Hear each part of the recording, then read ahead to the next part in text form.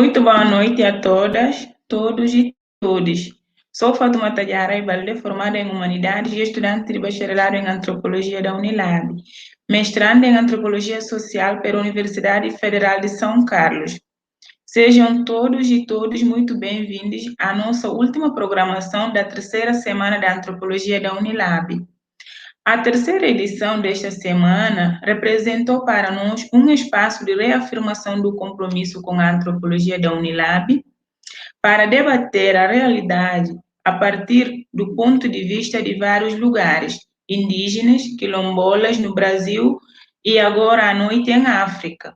O bacharelado em antropologia dá mais um passo para consolidar a sua posição de produtor de conhecimento aliado à realidade e às lutas de nossos povos.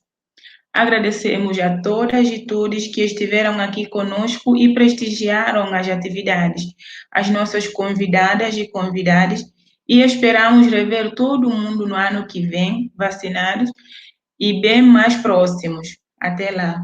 Agora, passo a palavra para a professora Jaqueline, que vai apresentar o convidado de hoje para a conferência de encerramento. Boa conferência a todos. Muito obrigada. Obrigada, Fatoumata. Boa noite ao público que nos vê aí do outro lado das telas, do YouTube. Boa noite a todas, todos. O nosso encontro de hoje eu diria, internacional, com a presença de um convidado ilustre do outro lado do Atlântico. Antes de apresentá-lo e de passar a palavra para o nosso convidado, eu gostaria de, como organizadora e, enfim, parte da comissão organizadora, eu gostaria de, enfim, fazer um fechamento mais oficial e talvez fazer um balanço desta semana de antropologia da Unilab, de uma semana de 3 dias, né? Então, mais uma vez eu agradeço a todo mundo que veio, que prestigiou no canal do YouTube, todos vocês que se manifestaram através de comentários e de manifestações de apoio, que vibraram com a presença e as falas dos nossos e das nossas palestrantes e das suas palavras. Eu considero que a gente teve uma audiência relativamente alta nesses 3 dias. Ali no YouTube, eu estava examinando hoje de tarde, assim, repassando, né? E ali diz que a gente teve, na conferência de abertura, 234 visualizações. Nós não teríamos esse público ao vivo nem muito dificilmente. Então, 234 visualizações da conferência de abertura da antropóloga Elisa Pancararu.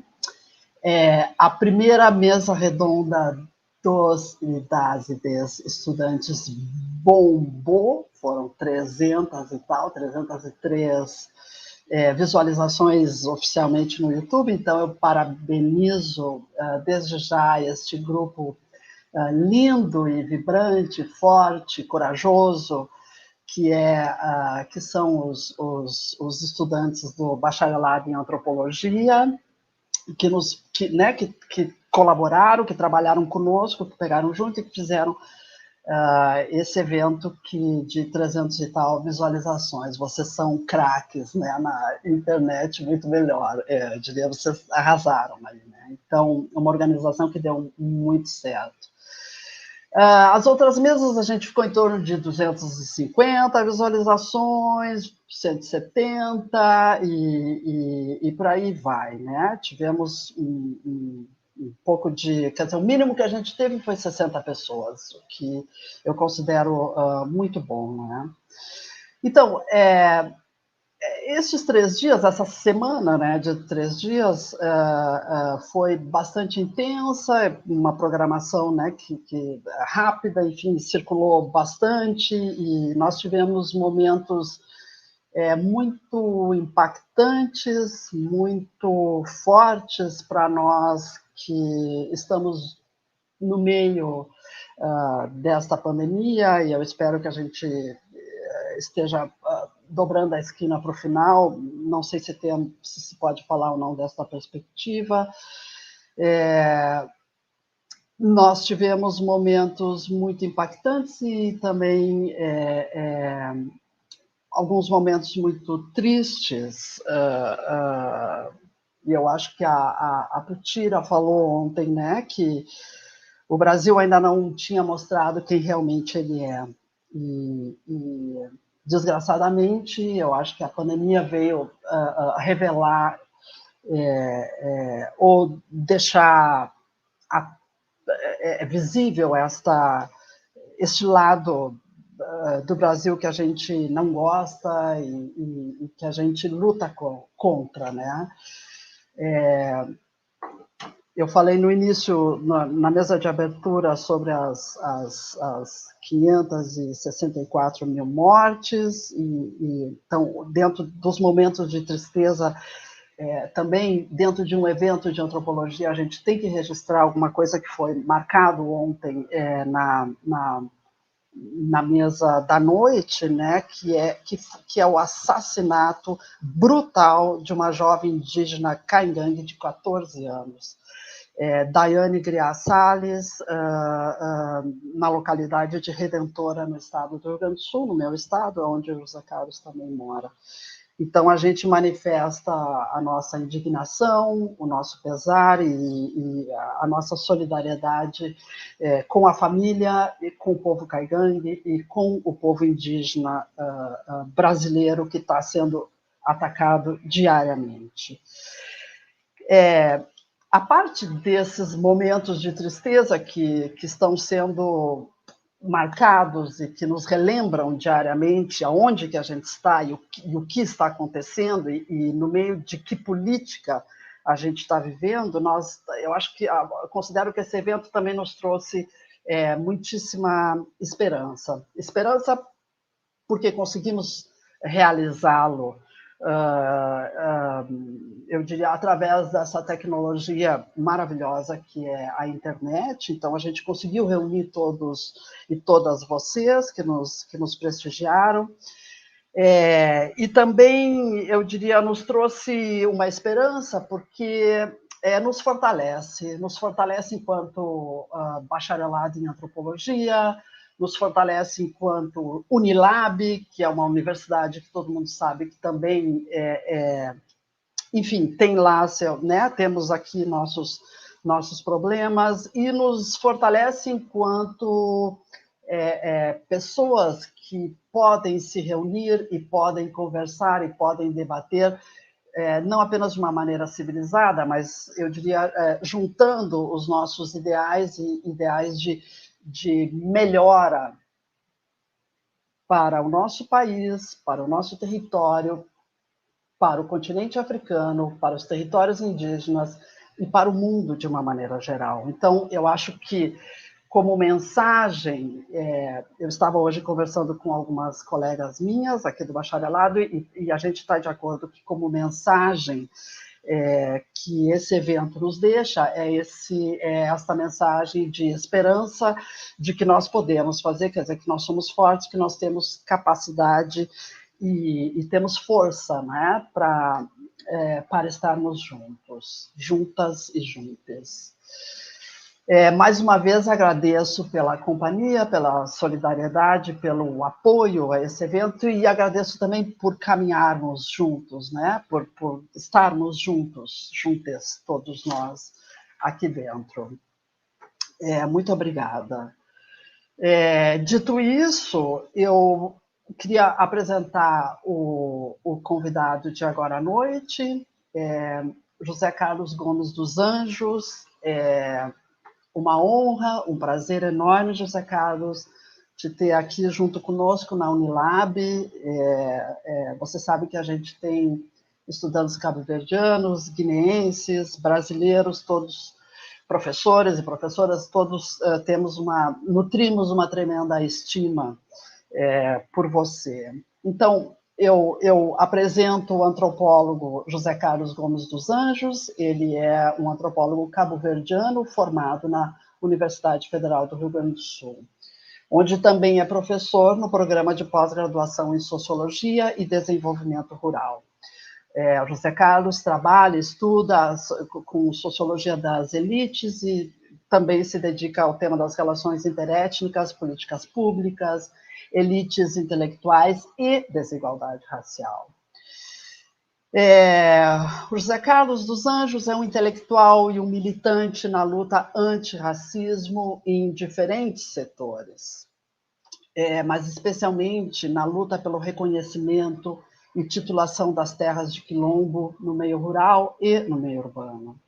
Na Universidade Federal do Rio Grande do Sul, eu também destaco o enorme empenho na discussão e implementação das políticas de cotas enquanto políticas de ações afirmativas, que o professor José Carlos foi uma pessoa atuante e determinante, eu diria, nesse sentido.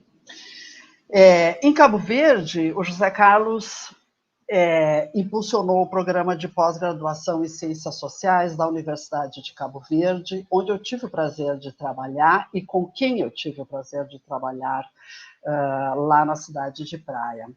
E onde também, programa onde formamos alguns ex-estudantes que hoje são profissionais de destaque espalhados por diferentes funções em Cabo Verde, em outros países do continente africano, e muitos deles são nossos colegas professoras e professores dentro daquela universidade.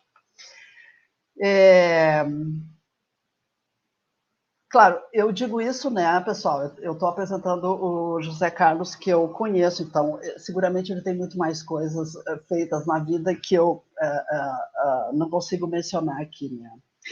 José Carlos tem uma ampla produção bibliográfica, mas eu destaco pelo menos 2 livros dos quais eu gosto muito.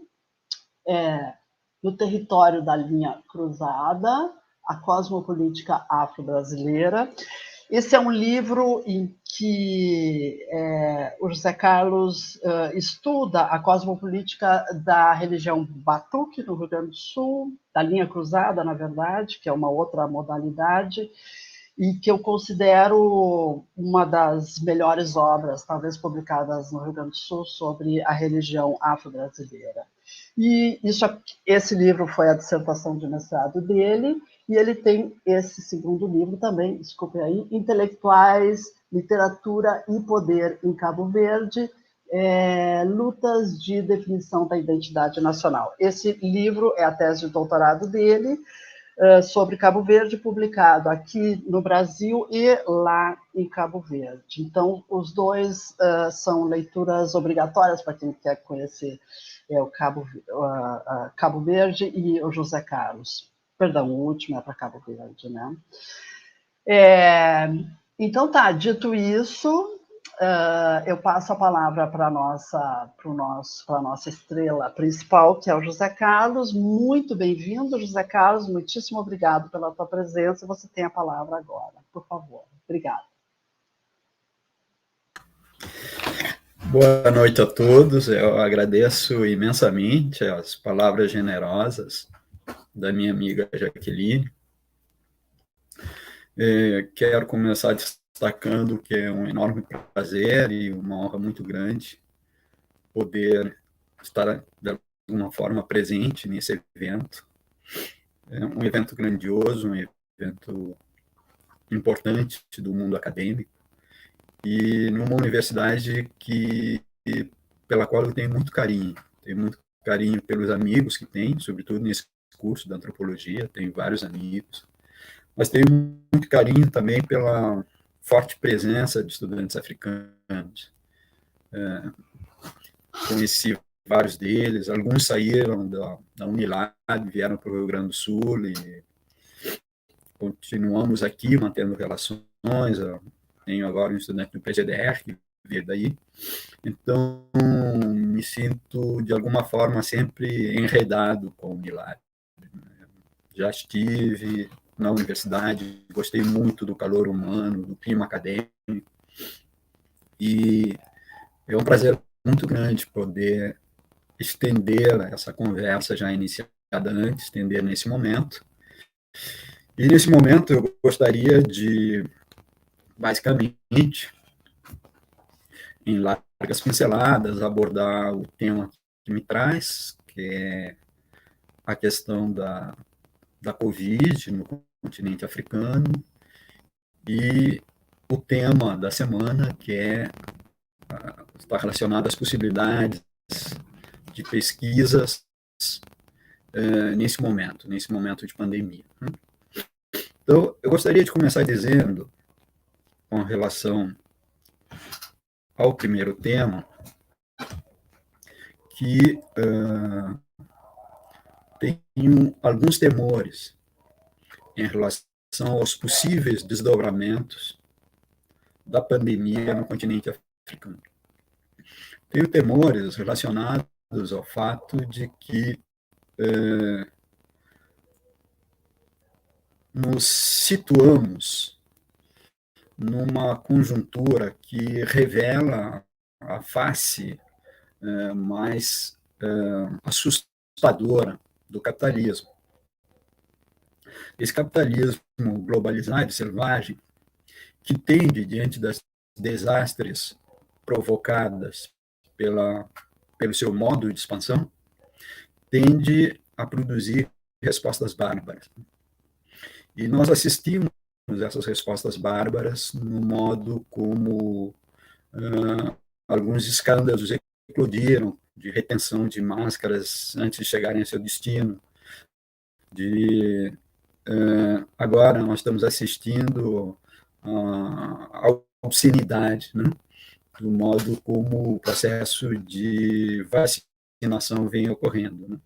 Nós assistimos a uma expressão de incivilidade própria desse espaço do norte que se propôs em se expandir e explorar o resto do mundo em nome da civilização.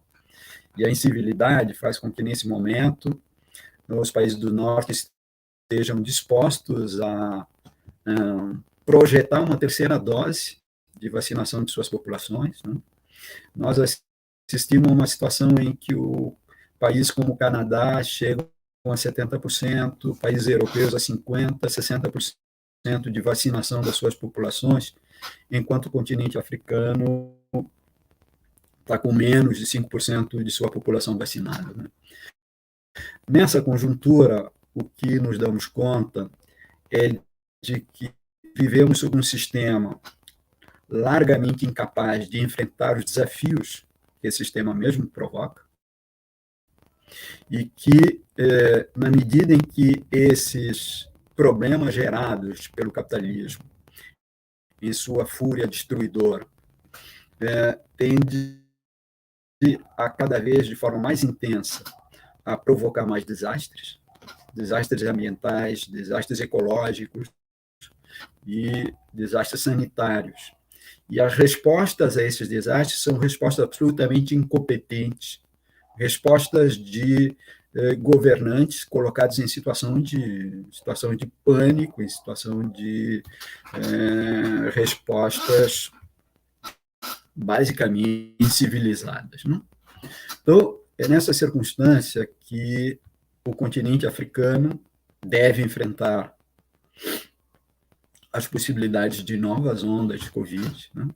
Até aqui, graças, sobretudo, ao imenso know-how acumulado pelo continente no enfrentamento de outras epidemias, a epidemia da Covid não provocou os estragos que se estava projetando de início.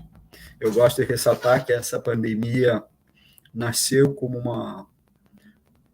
uma pandemia não racializada, atingiu de início seus números mais expressivos na Itália, na Espanha, demonstrando como o desmantelamento do sistema de bem-estar social se articula muito estritamente ao processo de propagação de epidemias, a destruição do cinturão sanitário, portanto, que era um privilégio do continente africano, graças às políticas de ajustamento estrutural. Quando chegaram na Europa, fizeram da Europa do Sul um espaço absolutamente vulnerável à epidemia, da mesma forma que o continente africano. Mas, rapidamente, a pandemia tem se tornado racializada, né? Nós assistimos nos Estados Unidos a uma rápida racialização da pandemia, que se deu sob a forma de uma sobreexposição da população afro-americana à Covid e uma intensidade de mortes muito maiores de negros do que de brancos naquele país. Assistimos a uma replicação desse processo no Brasil, uma maior exposição da população negra à Covid, e é possível que assistamos a esse processo a nível global, vendo a África tendo que enfrentar as próximas ondas da pandemia sem um mínimo de solidariedade civilizacional da parte dos países do norte, né? É preciso lembrar que o continente africano, se no mundo como um todo, o Banco Mundial aponta que 30% das pessoas vivem em aglomerados informais, né, onde é extremamente difícil, quase impossível manter o distanciamento social, 50% dessa população que vive em aglomerados informais estão na África. Então, é o continente que enfrenta de forma mais difícil as possibilidades da constituição de um cinturão de segurança sanitária contra a pandemia. Mesmo assim, nos damos conta de que os casos, 50% dos casos atribuídos ao continente se concentram basicamente em 2 países, né? A África do Sul e o Egito. Os demais países vêm conseguindo enfrentar, sobretudo a sociedade civil desses países, menos do que os governantes, vem, de alguma forma, se organizando em redes, né, de proteção comunitária que tem funcionado. Até quando irá funcionar, né? Essa é uma questão que tem a ver com o fato de que nós precisamos nos ressituarmos do ponto de vista temporal enquanto africanos, não? Nos ressituarmos no sentido de nos pensarmos como estando por conta própria, não? Eu tendo a pensar, acompanhando um pensamento afropessimista, uma corrente teórica importante nos Estados Unidos, que tem nos trazido para a realidade, né? Para a dura realidade da existência dos negros nesse planeta, né? Após a expansão europeia. E essa corrente nos tem trazido ao de cima a percepção de que nós vivemos uma articulação ainda não suficientemente explorada entre o ecocídio provocado pelo capitalismo e o regime da plantation, né? Que, na verdade, o processo pelo qual se chegou a esse momento do desencadeamento de uma série de desastres ecológicos, né? Aqui no Brasil, nós assistimos rios se transformarem em rios de água, se transformarem em rios de lama, né? Mas, por toda parte, nós assistimos a processos de mudanças climáticas que atingem com uma intensidade significativa os países tropicais, né? Então, nós precisamos perceber e deslocar os discursos sobre os desastres climáticos, né, a mudança climática, né? Precisamos perceber que não é, quando a gente fala em antropoceno, nós pensamos que são os homens que estão destruindo o planeta e é a humanidade que deve enfrentar deve enfrentar a possibilidade das mudanças climáticas tornarem impossível a existência humana sobre esse planeta. Mas é preciso que a gente proceda a alguns deslocamentos. Um primeiro deslocamento é a gente pensar que o termo antropoceno esconde o fato de que quem colocou esse planeta sob risco é basicamente um sistema desencadeado pelos europeus na conquista do resto do mundo. Portanto, homem não é a humanidade como um todo, as mulheres africanas, as mulheres latino-americanas, que mais vão pagar o pato desse desastre climático, tem pouco a ver com o processo como esse planeta foi colocado em risco. Bom, mas então é preciso que pensemos numa segunda dimensão, é preciso que pensemos, então, que o desastre climático provocado pelas mudanças já tem temporalidades diferenciadas e já está acontecendo para largos estratos populacionais do sul desse planeta. Então, não é algo que está por vir, é algo que já está acontecendo. Né? Poderá estar por vir para as populações das regiões temperadas, mas não para nós no sul do planeta.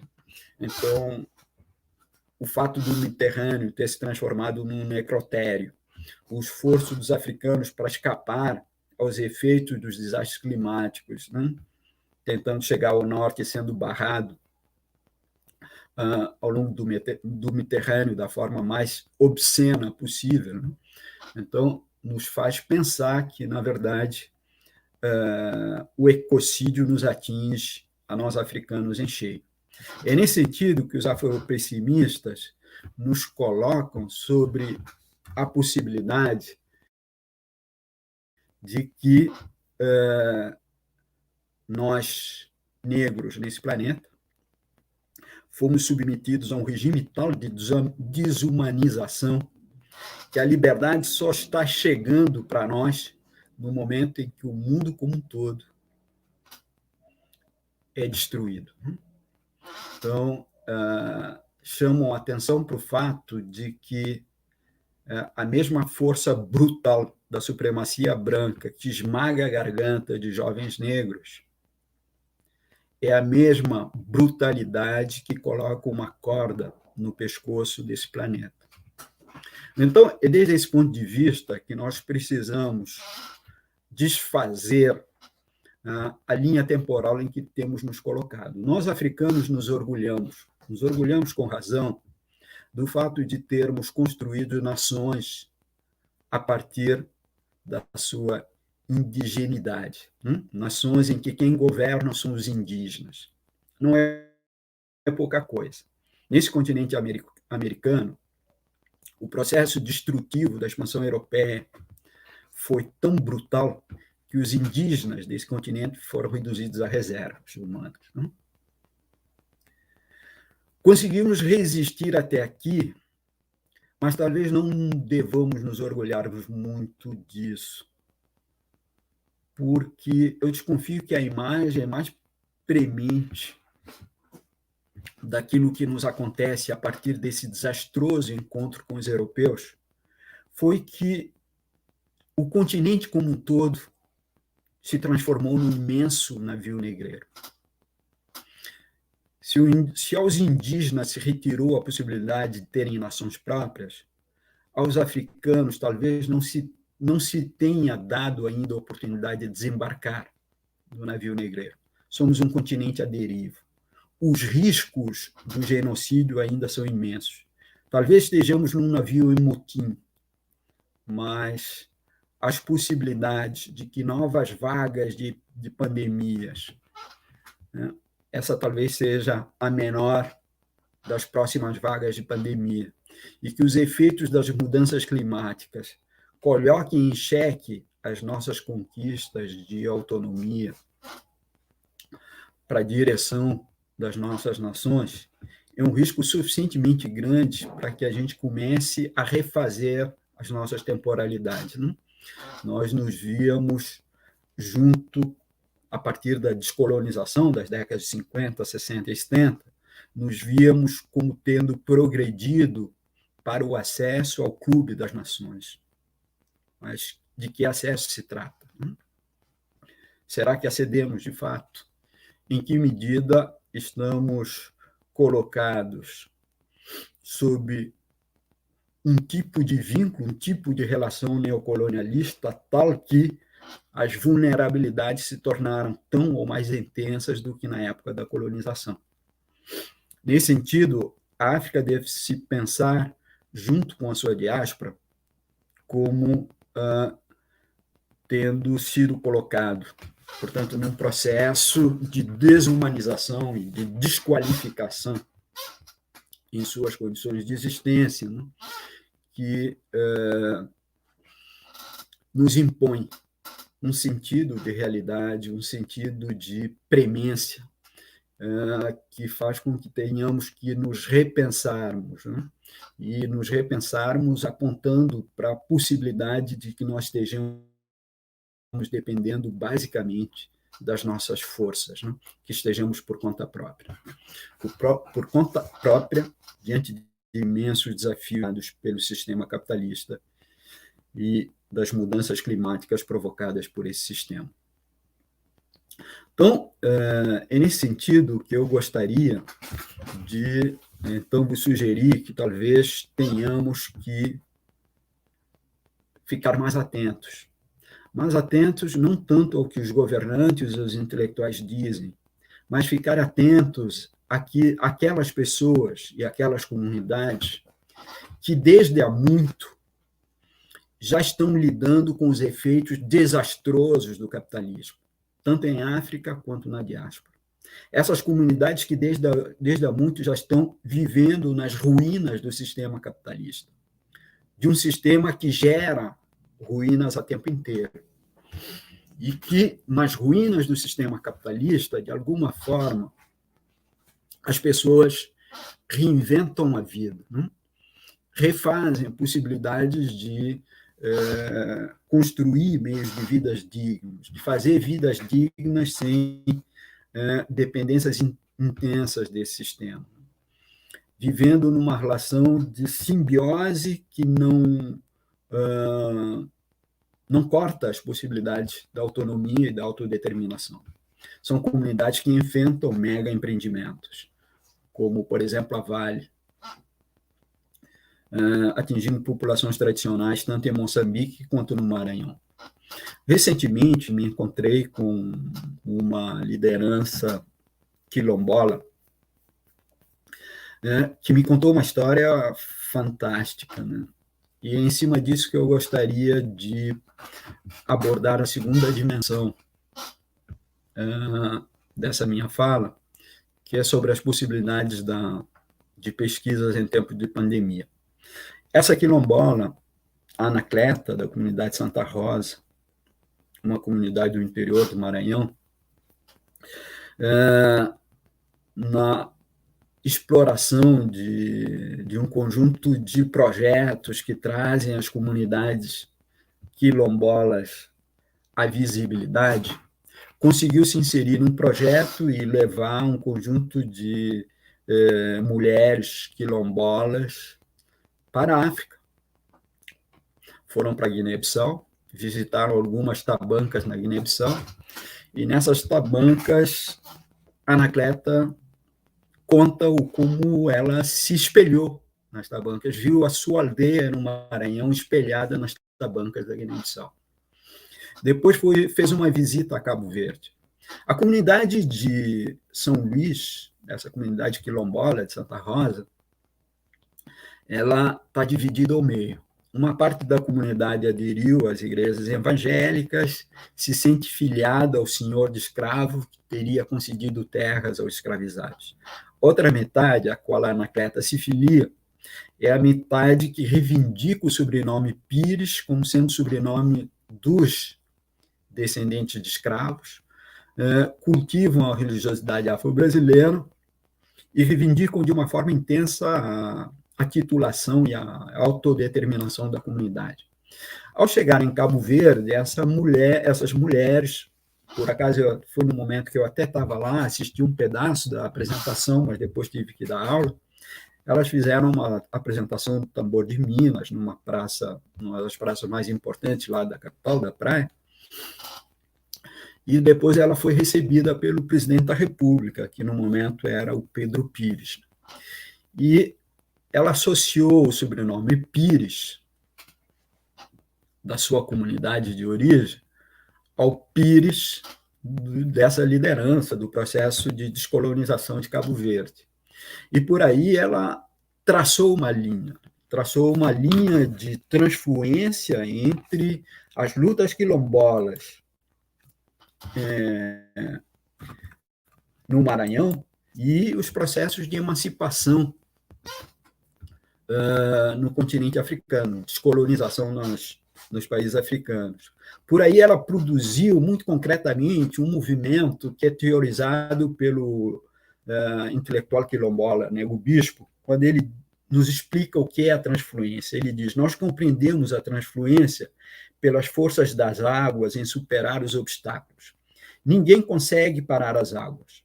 Mas a coisa mais bela que nos mostra a transfluência é como as águas de um rio, que nasce num lugar que chamaram de Brasil, se misturam às águas de um rio na África, sem que um oceano de águas salgadas no meio consiga interromper esse encontro.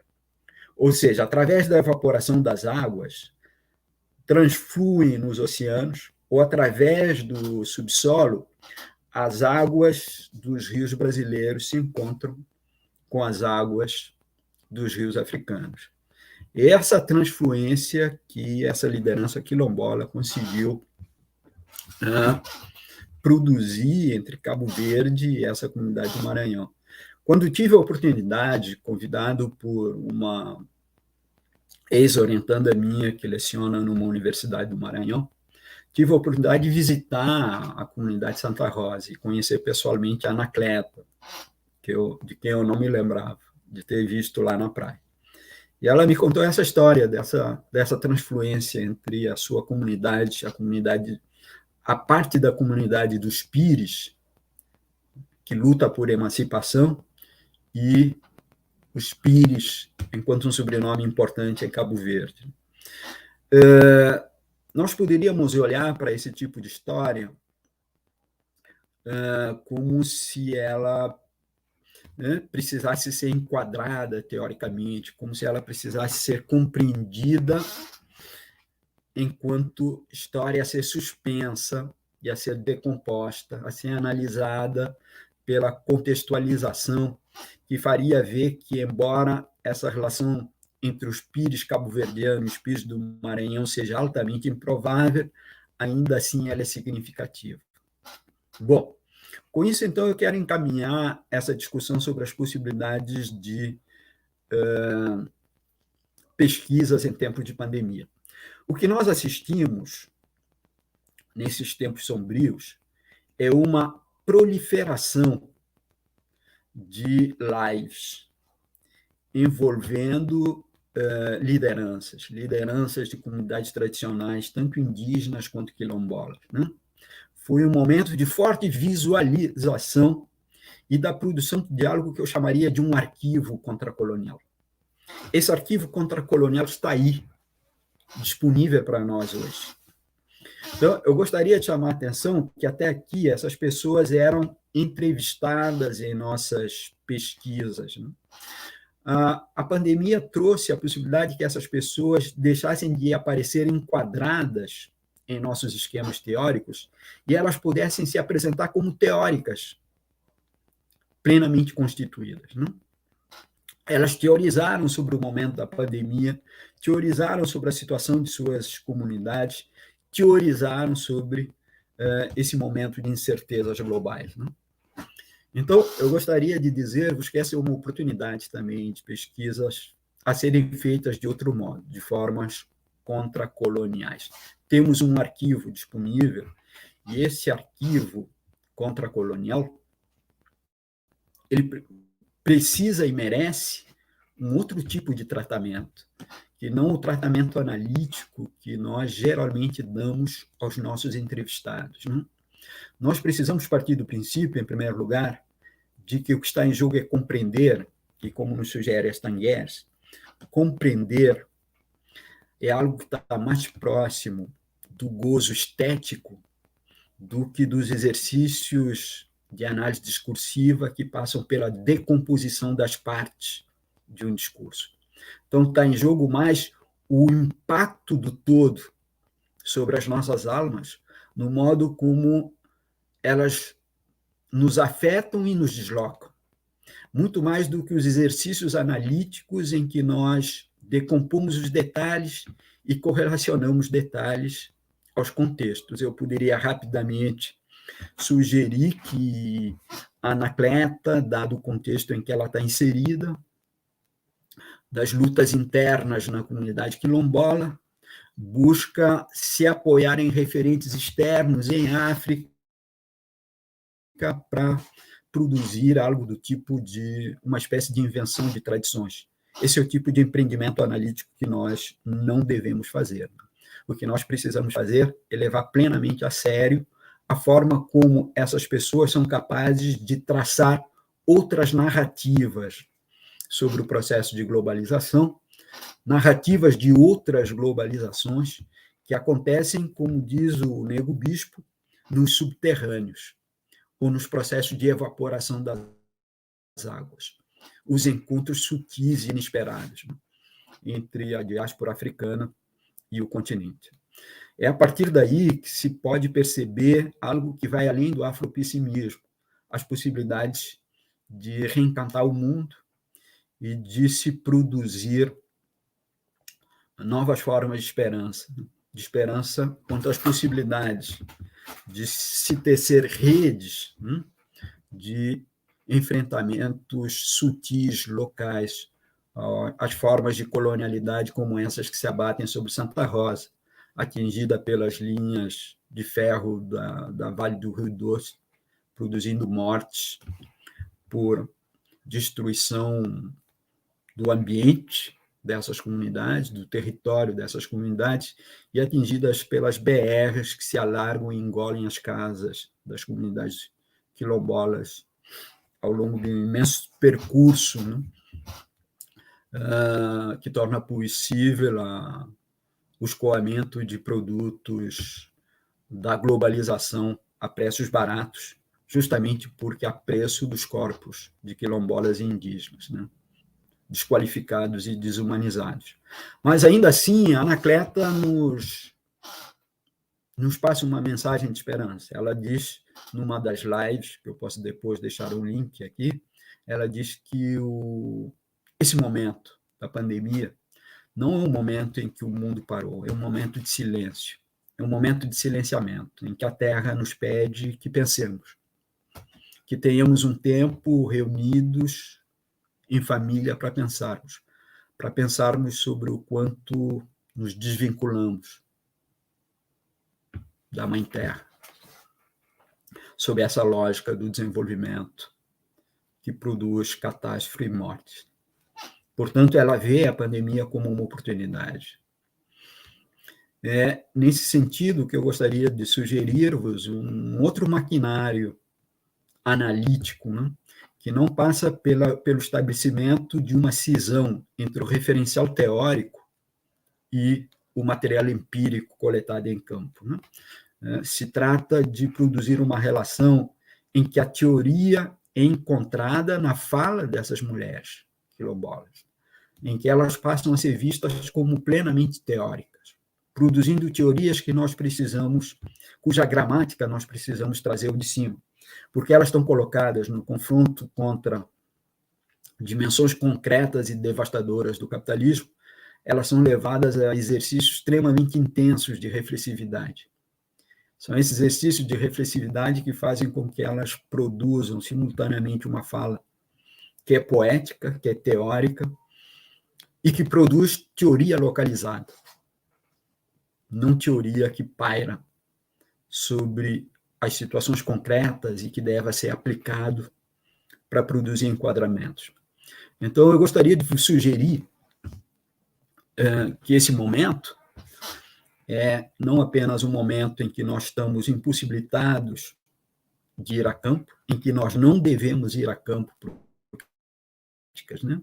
Porque nós não podemos levar à morte, mas isso não é apenas uma impossibilidade, mas também é um momento de imensas possibilidades, justamente porque, graças a esses meios, se uma imensa visibilidade da capacidade, da potência de pensamento de pessoas que puderam, enfim, se colocar longamente. Recentemente eu participei do Congresso Brasileiro de Sociologia e nós invertemos completamente a dinâmica numa das mesas.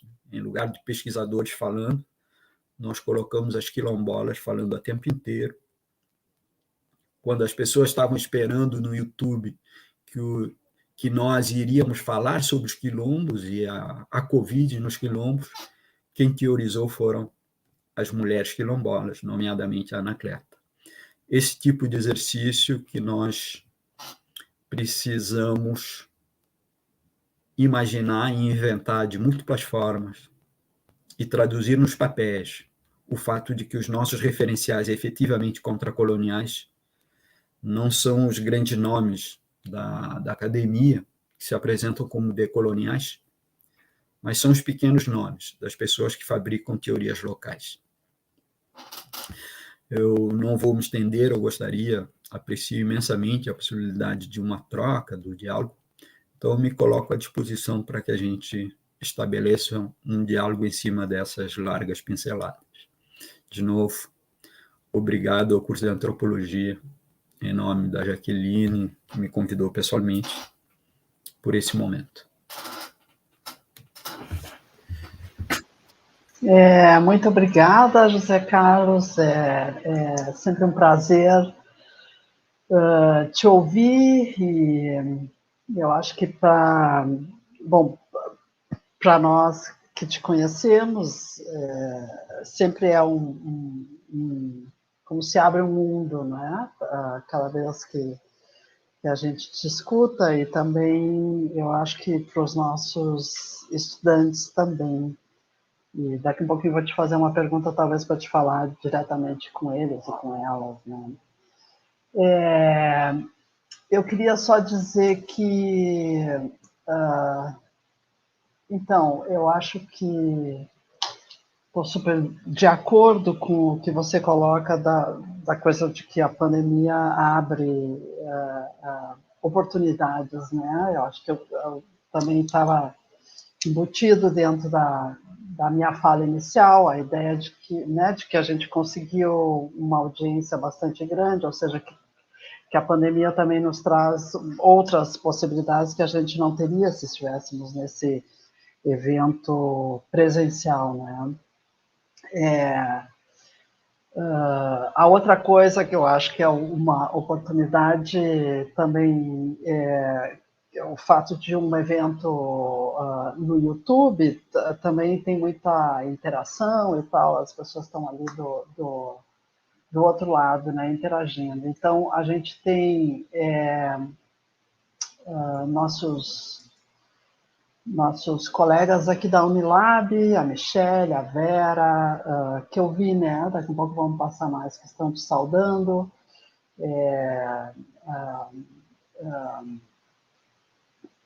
A Michelle te chama do professor, das professoras, e então né, alguma coisa para dizer para ti. Audiência de Angola, a Cláudia, da Tunísia, a Sandra, a Thalina, de Cabo Verde, estão todos saudando, me parece que a Miriam também está por ali, a Vera está dizendo muito bem-vinda a sua fala, José Carlos, muito bem-vinda mesmo. Então, é reforço, né? Nossos estudantes estão todos batendo palminhas. Enfim, esses são os comentários que apareceram agora nesse momento. A gente tem pelo menos duas perguntas. Uma da minha colega Denise Costa, que ela pergunta: o afropessimismo nos coloca urgente um outro olhar sobre a nossa temporalidade. Gostaria que o senhor falasse sobre a necessidade de repensarmos nossos marcadores temporais. Assim, está aqui na tela agora a pergunta, eu vejo. E eu, José Carlos, gostaria de te solicitar se você pode aprofundar um pouco mais essa sua ideia de um conhecimento ou de uma teoria local, né? Quando você diz que se refere a Anacleta e todo esse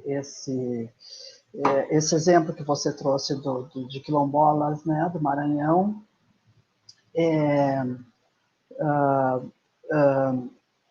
você se refere a esses exemplos como uma possibilidade de referenciais contracoloniais. Então, se você pudesse usar a partir dessa sua colocação, e pensando, né, falar assim para os nossos alunos e alunas brasileiros ou não, internacionais, enfim, pensar um pouco nessa possibilidade de usar esse conhecimento local como produção de teoria, tá bem? Enquanto isso, eu olho os outros comentários que começou a chover aqui. Obrigado, Zé Carlos. Eu agradeço imensamente, em primeiro lugar, as minhas colegas que se manifestaram. Devolvo os cumprimentos a todas, todos. Então, as duas questões. Em primeiro lugar, a questão dos marcadores temporais, né? Nós vivemos sob um regime temporal que nos promete progresso e que nos coloca sob uma linearidade, né, temporal, em que o passado representa o presente representa uma superação do passado e o futuro se projeta como superação do presente, né? Então, sob essa linearidade, nós tendemos a pensar que os acontecimentos históricos eles são situados numa linha do tempo e eles são ultrapassáveis, né? Estarão ultrapassados, né?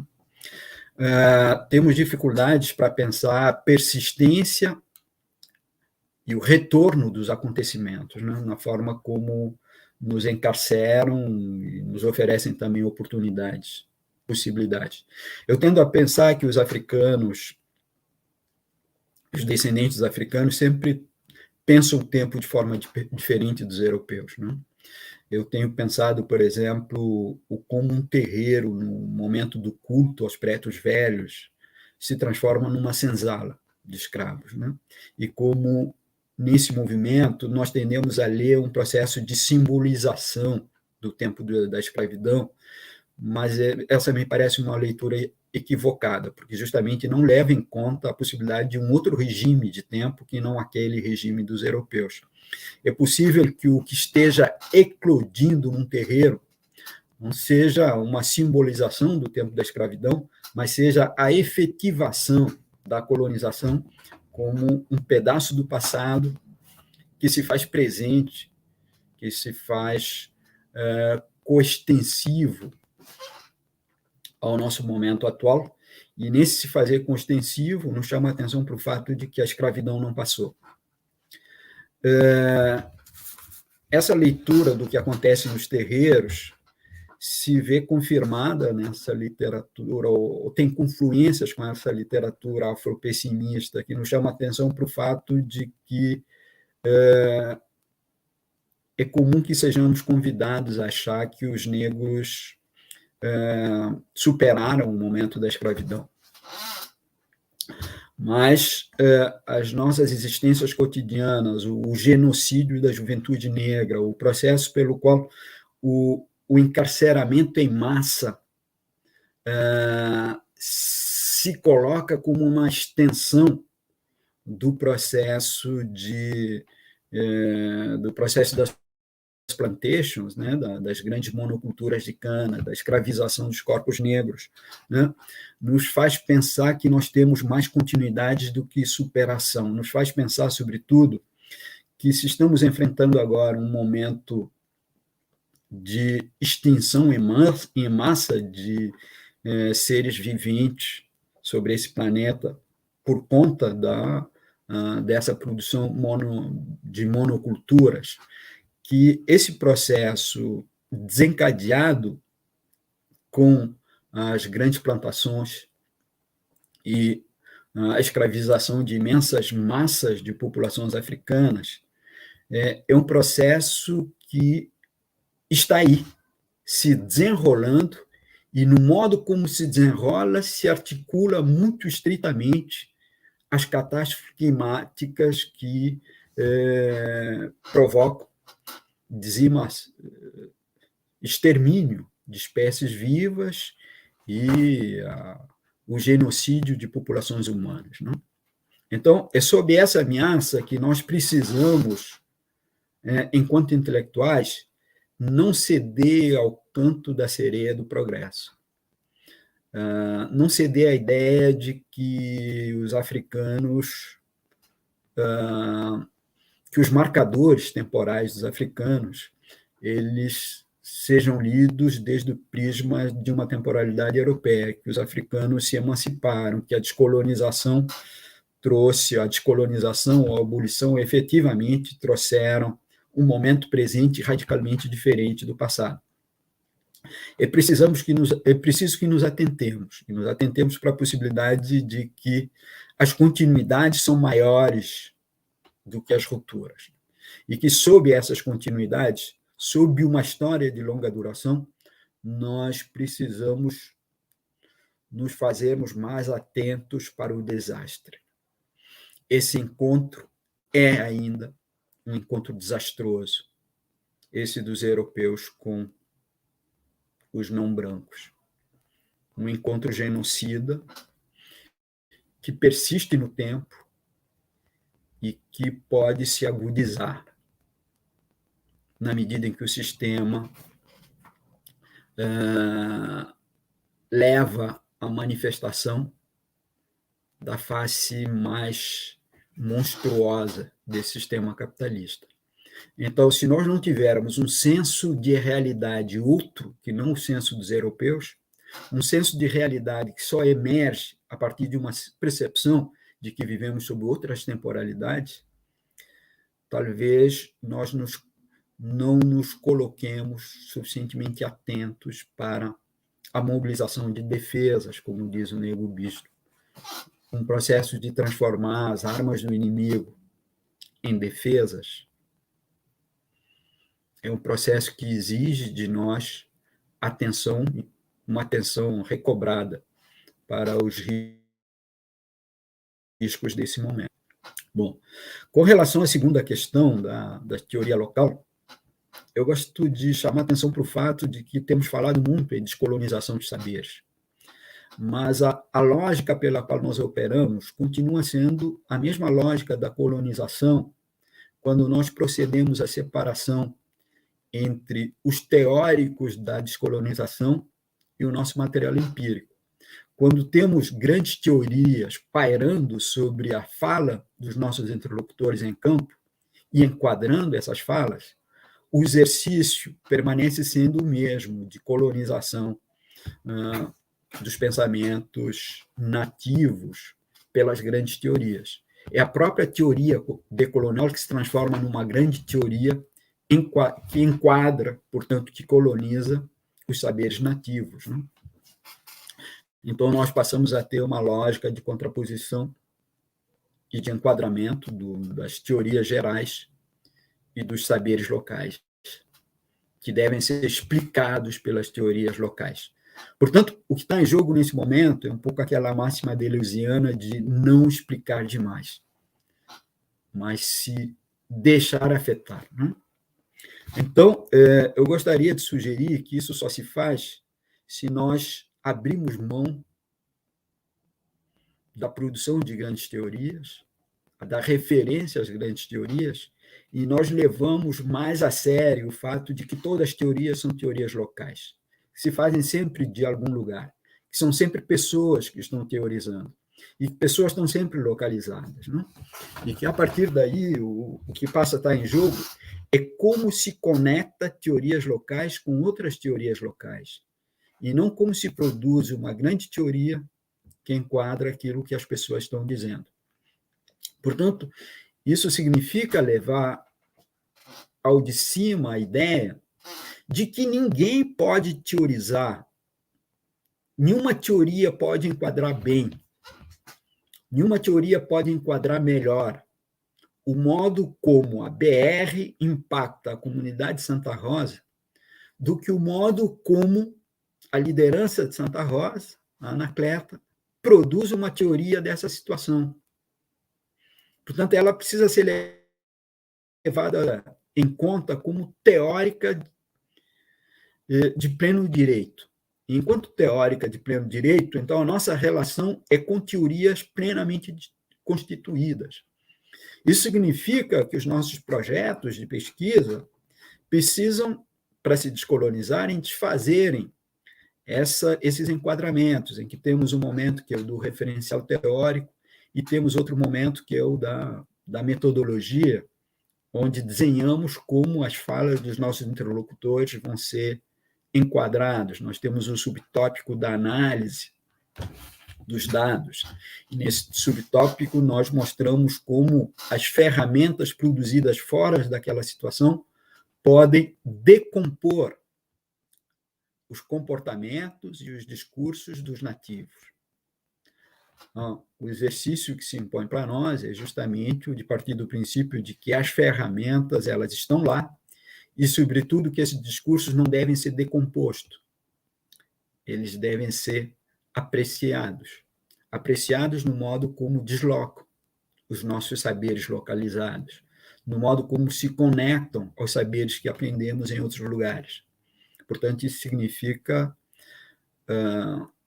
fazer a análise de outro modo e não apenas levar em conta as situações de descolonização que esses povos, essas comunidades enfrentam.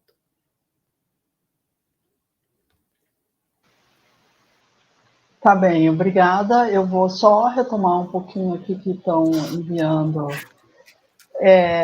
Professora Denise Costa diz, Mbembe, Achille Mbembe, né? Fala do devir negro em que todas as pessoas passariam por condições de precarização, mas a pandemia nos mostrou que os processos racializantes permanecem operando. O senhor poderia comentar a elaboração deste intelectual que tem projeção internacional e forte aceitação como um intelectual africano? Essa é a primeira pergunta, então, sobre Mbembe. Nossa colega Michele Cirne diz, gostaria de perguntar ao professor José Carlos se ele vislumbra meios ou caminhos para fomentar solidariedade nas comunidades e entre os povos para o mundo que se vislumbra com a emergência climática. Eu acho que nessa pergunta aqui da Michele, José Carlos, eu também acrescentaria o começo lá da tua fala, que era ainda sobre pandemia, né? E que eu acho que essa coisa de fomentar a solidariedade tem a ver com o que você referiu no começo da questão da ausência de vacinas, ou da escassez, digamos assim, de vacinas para os países, ou alguns países do continente africano. Talvez você pudesse juntar aí, gente. Pergunta do Belchior Reis Canela sobre o processo de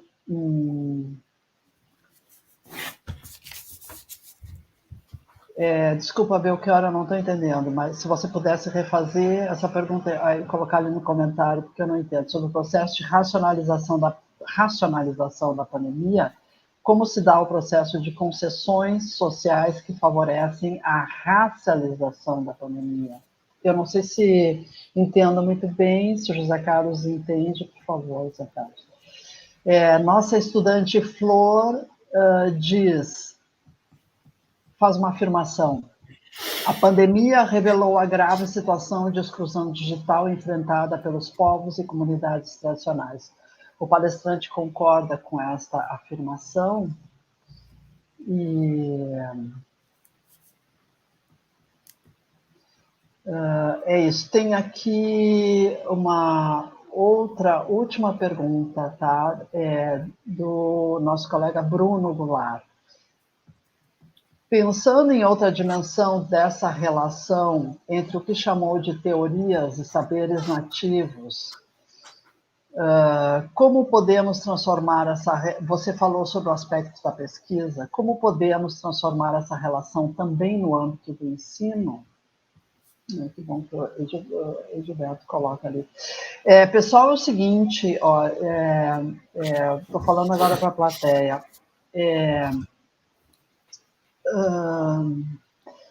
O professor José Carlos concordou com fazer uma rodada de perguntas, nós já estamos invadindo. Então, José Carlos, está bem pertinho se a gente ficar até às 8, são 15 minutos, tá. Então, são 15 minutos, se ele levar esse tempo para responder essas aí, eu acho que então está encerradas as perguntas, daqui para frente só elogios ali no chat, tá bom? Obrigada, José Carlos, pode ir. Não, tá tranquilo, a minha fala foi mais curta do que... justamente para abrir mais espaço para essa relação de troca. Bom, em relação, então, à questão relacionada ao Mbembe,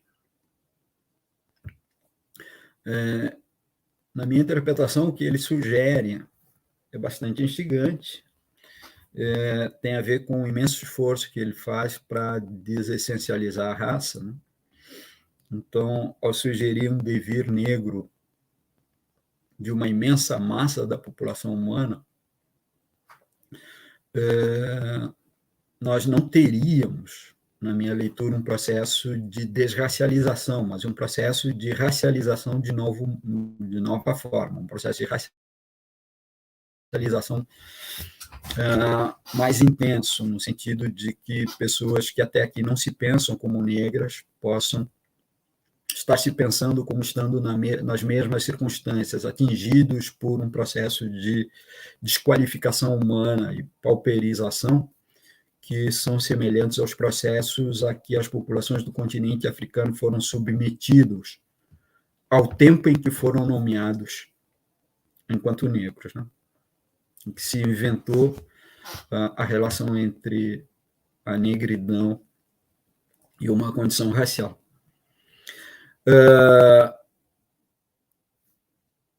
Nós poderíamos dizer que, eu concordo que há um processo intenso de racialização da pandemia. Nós poderíamos dizer que esse processo de racialização contraria a ideia de um devir negro do mundo? Eu acho que não, porque, sim, nesse momento, a pandemia atinge de uma forma tão intensa a população negra a nível planetário, sobretudo nas Américas, que nós temos uma reenfatização do fato de que os negros estão sob essa condição de desqualificação humana, de forma subjetiva e objetivamente, né? Mas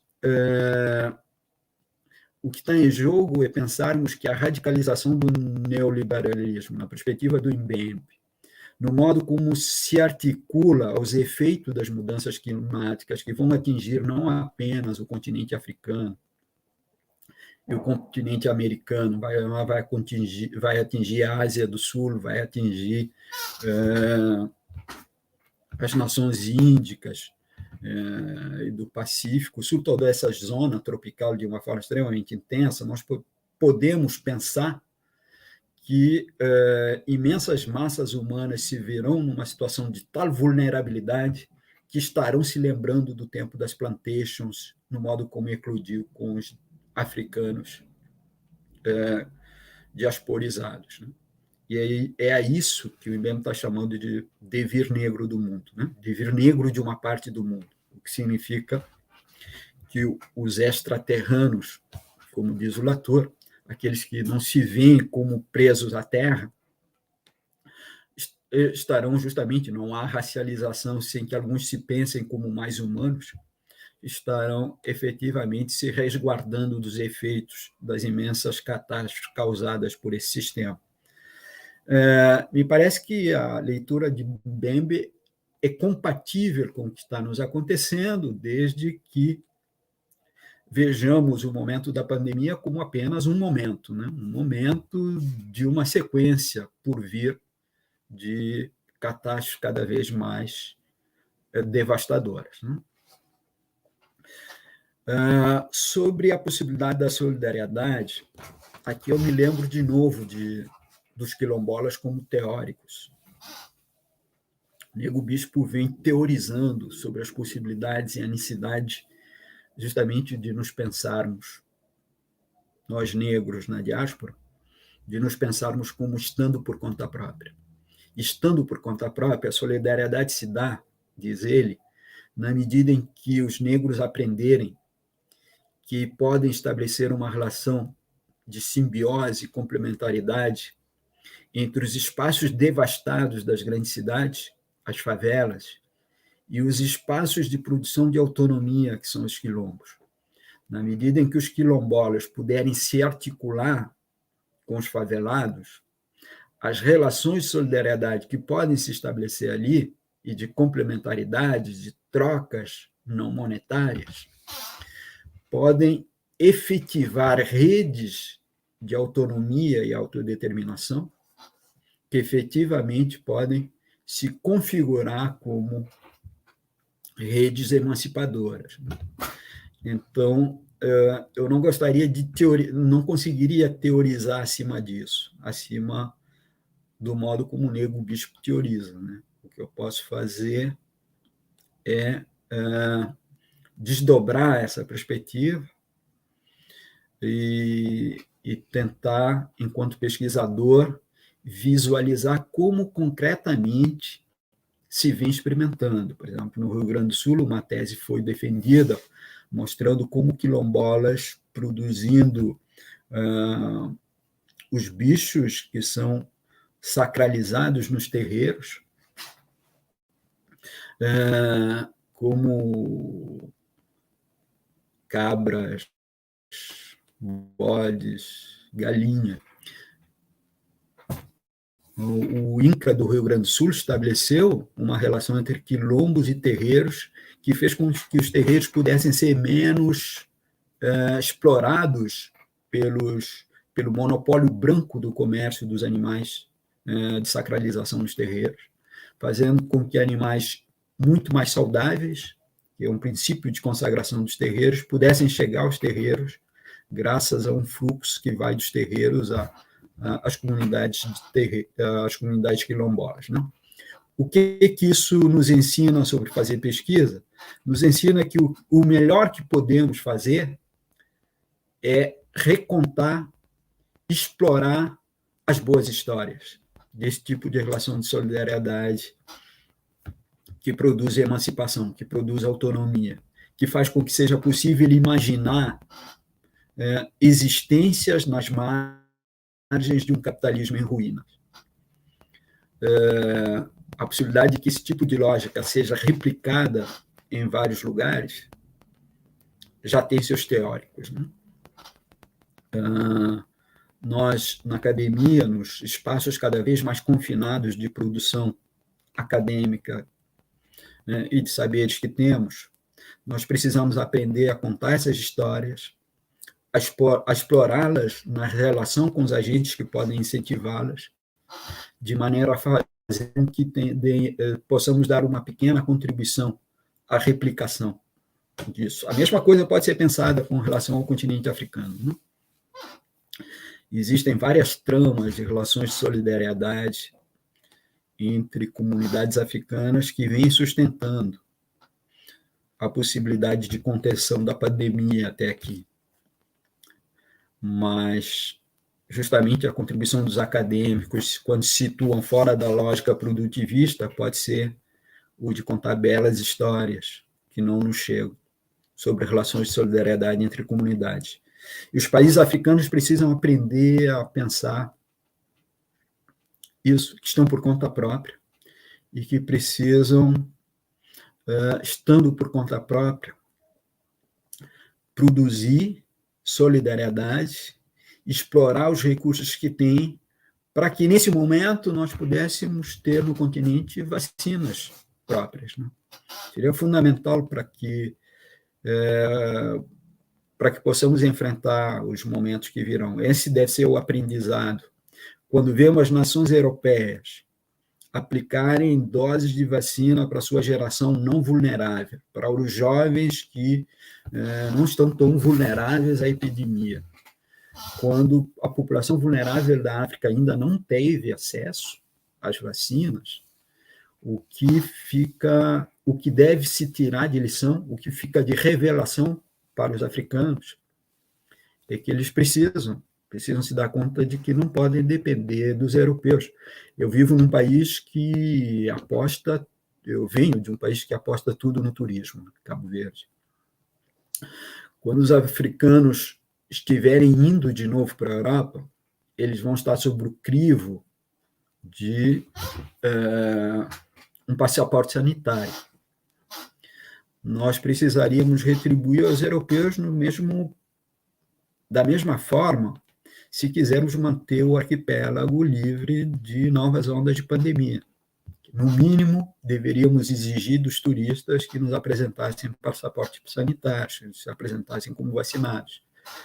Esse tipo de lição que os africanos precisam, certamente já tiraram, precisam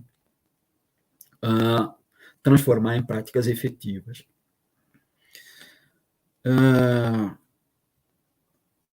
Com relação à questão da racionalização da pandemia, eu não colocaria muita ênfase na ideia de que o processo de gestão da pandemia seja muito racional.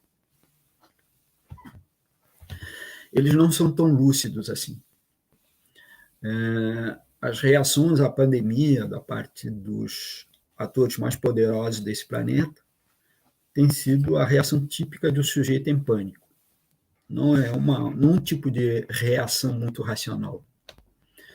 Mas o fato é que ela se dá sobre um dispositivo, que é um dispositivo já pronto para a racialização. Então, sujeitos em pânico, sob um dispositivo de gerenciamento populacional que passa pela racialização, tendem a produzir fundamentalmente genocídio.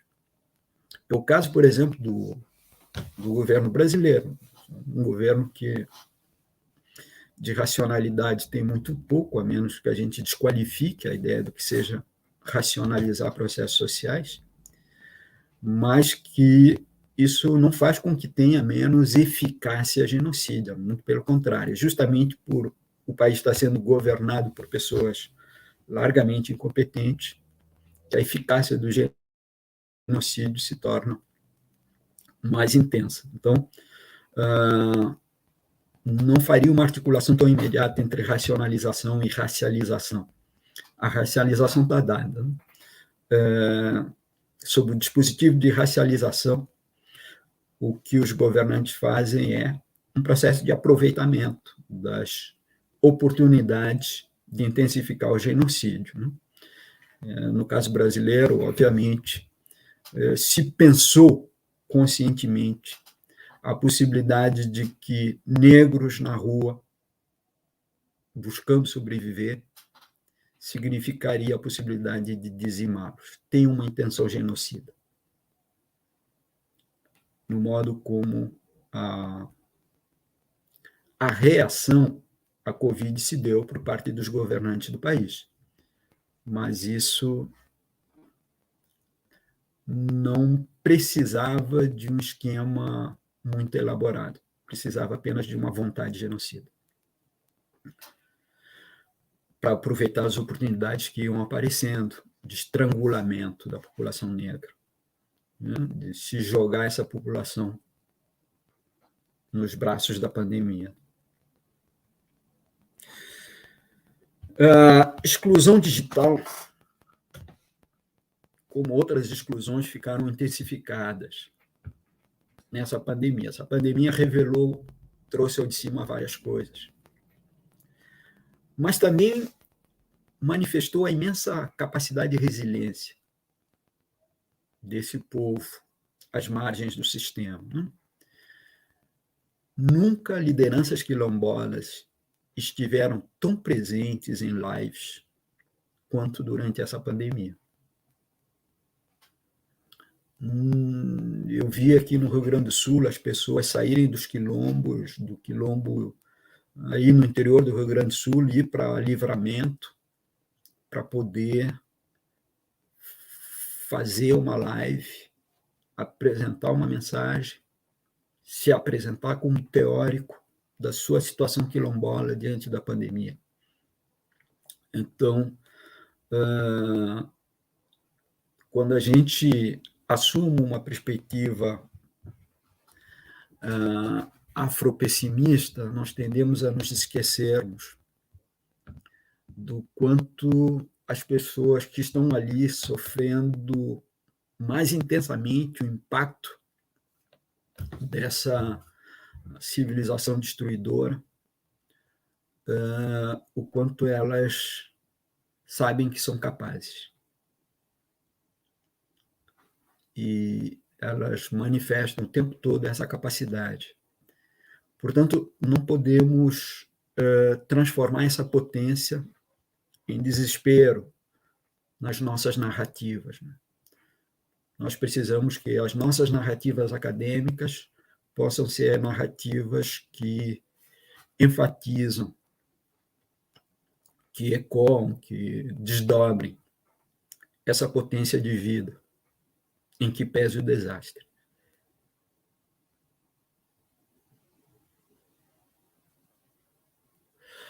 Com relação à teoria, às teorias locais no ensino, então está em jogo isso, está em jogo a possibilidade de que nós mostremos aos nossos formandos, nos diferentes níveis, que eles precisam estabelecer a relação com as pessoas não acadêmicas, né, que são pesquisadas, como uma relação de busca de conhecimento. Recentemente, eu vivenciei na minha universidade uma situação, estou, na verdade, vivenciando uma situação que dá conta disso, né? Uma professora, instituímos o programa de cotas na pós-graduação, e uma quilombola entrou, depois de muito solicitada, entrou no programa. Muito solicitada porque vários alunos foram pesquisar na comunidade, vários alunos do programa de pós-graduação foram pesquisar na comunidade dessa quilombola. Pesquisaram e, obviamente, pegaram a informante principal, que já tinha uma certa formação que lhe permitia fazer um processo de tradução, tomaram-na como um informante-chave, né? E absorveram o máximo de informações. E no momento de coletar informações, esses alunos e professores também colocaram a quilombola no colo, adularam a informante quilombola, porque ficaram extremamente atentos ao que ela dizia, absorveram o máximo e transformaram aquilo que absorveram em dissertações.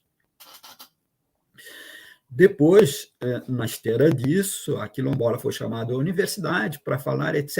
Veio o convite para ela participar do processo seletivo. Entrou no programa. Tendo entrado no programa, começou a assistir às aulas. Numa dessas aulas, ela foi chamada a expor. Ela tentou se expor, apresentar o que ela tinha para dizer, e uma professora que lida com questões quilombolas, que certamente já bajulou quilombolas em campo, silenciou terminantemente, de forma racista, desqualificando a fala dessa quilombola, porque nesse momento não interessava essa professora ouvir a teoria, não interessava absorver dados de campo. Porque o esquema mental está desdobrado dessa forma,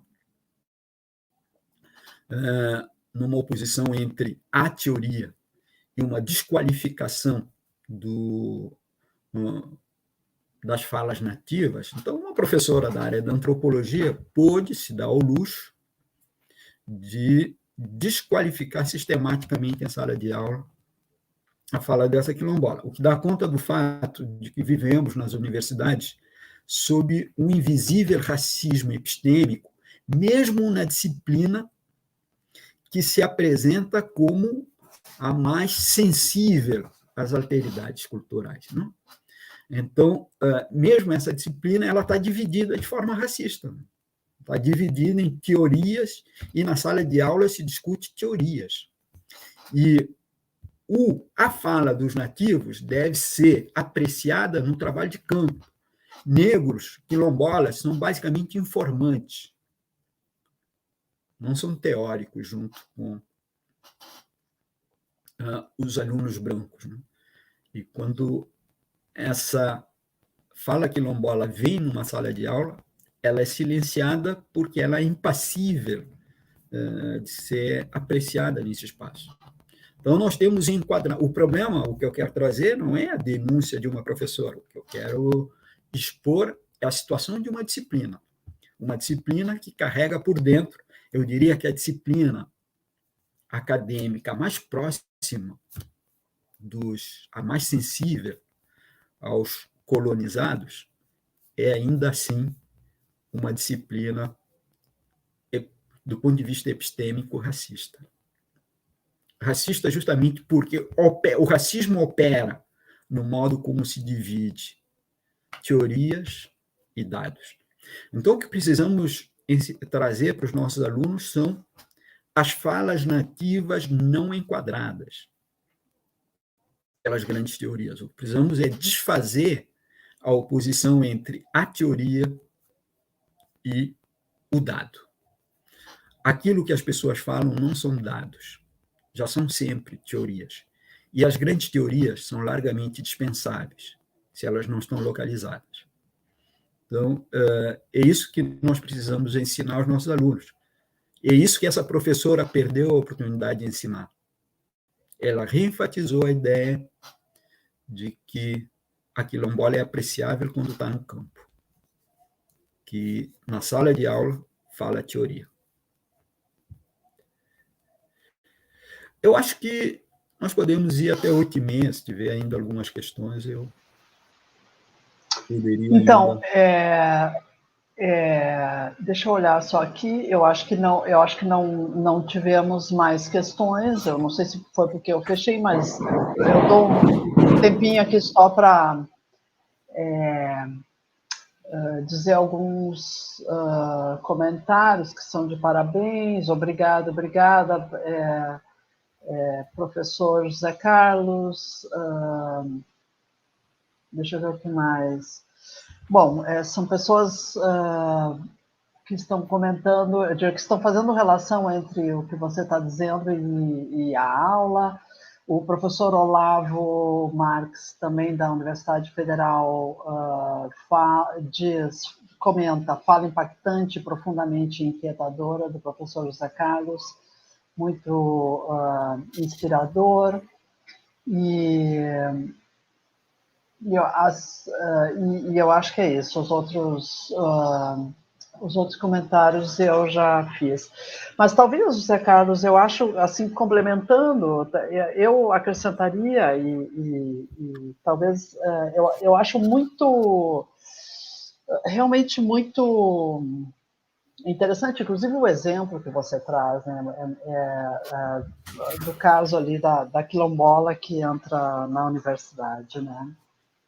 Você sabe que a universidade, a Unilab, nós tínhamos um edital que chamava Indígenas e Quilombolas, e que esse edital foi suspenso, ele está cancelado nesse momento, e a contragosto, obviamente, de muitos de nós, estudantes, e na verdade, em algum momento, os estudantes até fizeram uma ocupação, no momento que estávamos ainda presencial, né? Fizeram uma ocupação e tal, foi um baita protesto. Eu sempre acho que ainda bem que temos os estudantes, né? Porque muita gente, enfim, não reclama, né? Mas eu, às vezes... Então, sobre o teu comentário, essa coisa respondendo à última questão que o meu colega Bruno levantou, e você disse, são falas nativas não enquadradas, né? Talvez você pudesse só dizer, assim, para fechar talvez essa reflexão, Bom, então, estamos de acordo, né, com essas que você chama de falas nativas não enquadradas. Então, estamos de acordo em enquadrar essas falas. E o que a gente faz? Quando você diz as grandes teorias, quando elas não estão localizadas, elas já não tem aqui anotado se não funcionam muito ou funcionam pouco, alguma coisa assim. A minha pergunta seria, bom, uma vez que a gente tenha essas falas nativas, e as enquadremos, digamos assim, né, que a gente as considere como teorias, o que fica para as outras teorias? Por exemplo, o Latour, que você acaba de mencionar, um Mbembe, que foi mencionado aqui, e assim por diante. A pergunta é essa. O que a gente faz com elas, então? Então, se a gente tomar as pessoas comuns no modo como enfrentam os processos devastadores de desqualificação de suas vidas, de seus territórios, subtração de seus territórios, no modo como elas se fazem teóricas de suas situações de forma muito intensa, nós vemos que essas pessoas elas não estão isoladas nos seus lugares, elas estão enfrentando poderes judiciais, estão enfrentando a institucionalidade, estão indo no INCRA, estão indo em várias instituições estatais, e estão num processo intenso de contato não direto com as teorias que produzimos na academia. E nesse contato não direto, nesse contato por intermédio das burocracias, elas não apenas produzem teorias a partir dos seus próprios pontos de vista, mas elas produzem deslocamentos, produzem ângulos inusitados, revisitam as nossas teorias da democracia, do Estado, a partir de ângulos insuspeitados. Então, desde esse ponto de vista, o que a gente pode fazer é prestar atenção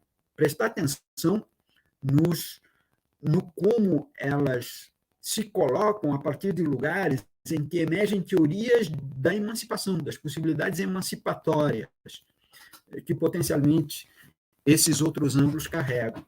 Então, prestar atenção a essa reflexividade das pessoas comuns, esse senso comum carregado de imaginação, em que, a partir de seus lugares, quando a gente ouve com atenção, por exemplo, a fala da Anacleta, nós temos uma fala simultaneamente extremamente carregada de poesia, com uma lucidez, uma capacidade de visualizar ângulos inusitados que nos impõe o maravilhamento. Né? Saber se maravilhar nesse momento é o melhor que nós podemos fazer. Fazer passar o quanto se pode maravilhar com os ângulos insuspeitados produzidos pelos nossos interlocutores é o melhor que a gente pode fazer enquanto ciência. E, nesses momentos, é possível estabelecer conexões com a margem da produção de conhecimento acadêmico, com as pessoas que estão produzindo na contramão do pensamento hegemônico. E o que a gente pode fazer é produzir conexões e floreios, né, que permitam, de alguma forma, intensificar os processos de tradução que nós podemos fazer. Então, por exemplo, eu me maravilho, expresso a maravilha de uma fala quilombola. Quando ela me diz, por exemplo, olha, esse momento é um momento de silenciamento. A Mãe Terra nos impôs um silêncio. Eu posso me maravilhar com esse enunciado. O processo de exposição de por que esse enunciado é maravilhoso me leva a uma conexão com uma fala que eu li no Estanguers. Então, eu trago essa fala do Estanguers não como enquadradora, mas como um floreio para a teoria desenvolvida pela Anacleta. Então, esse tipo de relação é uma relação mais de sublinhamento, em que o pensamento, digamos, poderíamos chamar acadêmico das margens, sublinha e torna possível traduções interconceituais, né? Mas não é mais um modo de relação em que nós podemos dizer que, sei lá, o Latour, alguns momentos do pensamento deleuziano possam ser a forma que enquadra o conteúdo. Não, destruímos a relação forma-conteúdo. Nós temos uma relação de conexões transversais, em que não importa muito se vamos nos manter fiéis ao pensamento deleuziano, por exemplo, ou ao pensamento de Mignolo, ou ao pensamento do Dussel, etc. Não interessa a fidelidade, interessa fundamental sublinhar que esse ângulo de análise produzido por essa quilombola, de alguma forma se conecta com uma pista que uma autora reconhecida já tinha sugerido. Então, substituir enquadramento por conexões transversais é um outro modo de relacionamento que pode intensificar o trabalho que nós fazemos de reverberar os ângulos nativos de análise dos processos pelos quais nós estamos todos incluídos.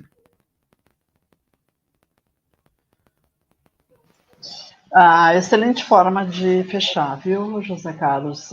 Então, muito obrigada, mais uma vez, muitíssimo obrigada por esse momento que, eu diria, conexões transversais e floreios, inclusive poético, né? Nossos estudantes estão comentando, agradecendo e elogiando a tua fala e a tua participação. Então, nós queremos, em nome da coordenação e do bacharelado em antropologia e também do mestrado nosso, nós te agradecemos muitíssimo a tua participação, também a de todos e todos convidados e convidadas que estiveram aqui conosco abrilhantando este evento. Com esta última fala do professor José Carlos, a gente encerra a semana de antropologia da Unilab, prometendo e desejando, né, e prometendo que vida longa a esse bacharelado, a esse curso, vida longa a toda a nossa população ao redor, que esteve aqui presente no evento. E o ano que vem tem mais, então, enfim, juntem-se a nós e vamos fazer uma próxima semana de antropologia. José Carlos, uma boa noite, fique bem, fique com saúde, você, sua família em Cabo Verde, para todo o continente, né, que quer fazer uma consideração, vai lá. É só agradecer imensamente a oportunidade desse diálogo e enfatizar de novo que é sempre um prazer muito grande ter essa relação, poder conversar, dialogar com esse espaço de produção de um ângulo muito especial de inteligência coletiva, né? Que se dá nesse encontro das margens do Brasil com as margens africanas na Unilab. Então, meus agradecimentos por esse momento, meus parabéns por essa brilhante semana, e estamos aí, vamos continuar conversando. Então, uma boa Obrigada, noite. José Carlos. Boa noite também, espera um minuto que vai, agora ele desliga lá e quando apagar aqui, tá? Muito obrigada a todos, boa noite, tchau, tchau, fiquem bem, se cuidem.